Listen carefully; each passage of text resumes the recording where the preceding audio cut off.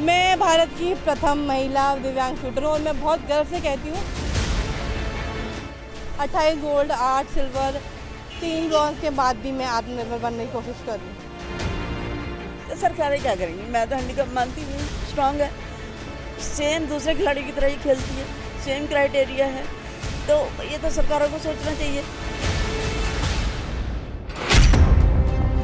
Park के बीच नमकीन और चिप्स के पैकेट की दुकान लगी है और इस दुकान की चर्चा देहरादून में काफी है।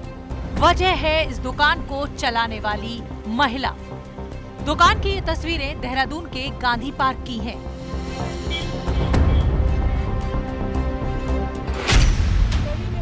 मास्क के पीछे छिपे इस चेहरे को आप पहचान नहीं पाए तो इनका परिचय बता देते हैं। इस महिला का नाम है दिलराज कौर, पहचान para Olympic shooter. Dilraj Kaur न सिर्फ एक दिव्यांग महिला शूटर है बल्कि एथलीट के तौर पर खेल जगत का जाना माना नाम है। अगर पदक और खिताबों की बात करें तो इस महिला खिलाड़ी ने देश और अपने राज्य के लिए पदकों की झड़ी लगा दी थी।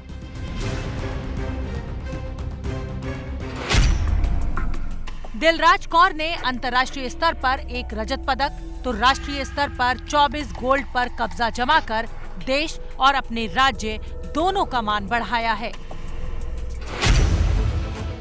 इतना ही नहीं, वर्ल्ड पैरा स्पोर्ट्स में दिलराज कौर पहली सर्टिफाइड कोच और स्पोर्ट्स एजुकेटर रह चुकी हैं। अब इसे वक्त की मार कहें या सरकार की बेरुखी, जिस महिला को देश और राज्य को अपने सर आंखों पर बिठाना चाहिए था, वो सड़कों पर मारी मारी फिर रही है।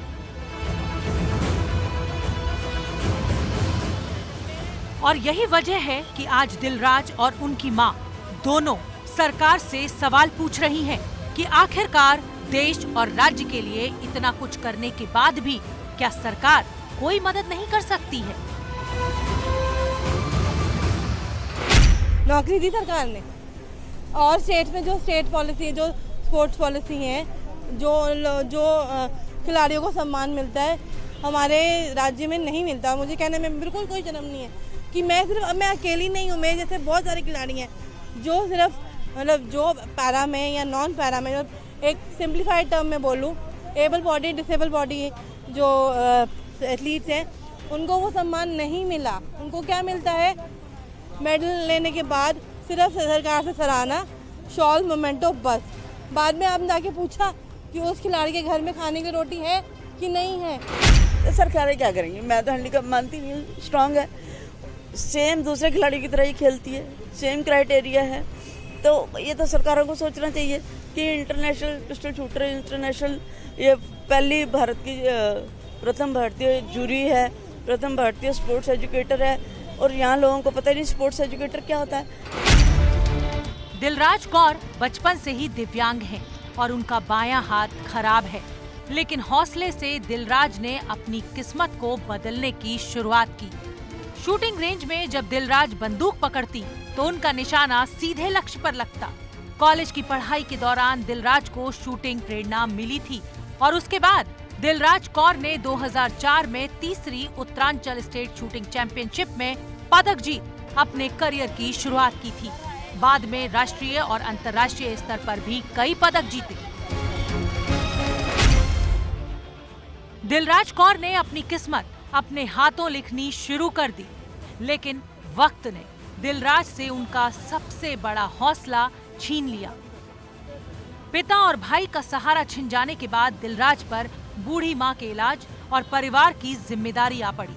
सरकार से कोई मदद नहीं मिली तो दिलराज ने सरकार को आईना दिखाने के लिए देहरादून के गांधी पार्क में अपनी छोटी सी दुकान लगा ली और इस दुकान से अपने परिवार का पालन पोषण कर रही हैं। आपके सिर पे फादर का साया ना हो, आपके घर में बड़ा भाई ना रहे, आपकी मम्मी भी बुजुर्ग हो जाए, अब तक आपने, और आपके पास कमाई का कोई साधन ना हो, घर में कमाने वाला कोई ना हो, तो ऐसे हालात बन जाते हैं। और मेरे को बुरा नहीं लग रहा है क्योंकि सरकार कहती है कि हमारे पास नौकरी नहीं है, आप लोग आत्मनिर्भर बनिए। हाँ, आप लोग आत्मनिर्भर बनिए।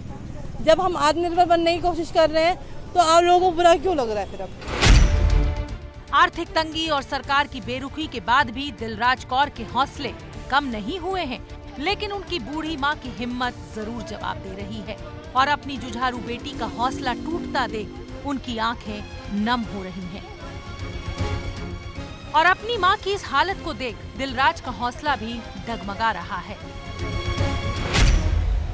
ऐसे में सवाल ये है कि जिस खिलाड़ी ने देश और राज्य का मान बढ़ाया है, क्या ऐसे खिलाड़ी को सरकार से मदद नहीं मिलनी चाहिए?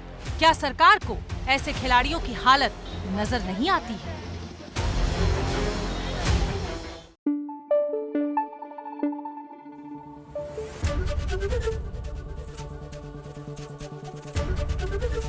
एबीपी गंगा, खबर आपकी, जुबान आपकी।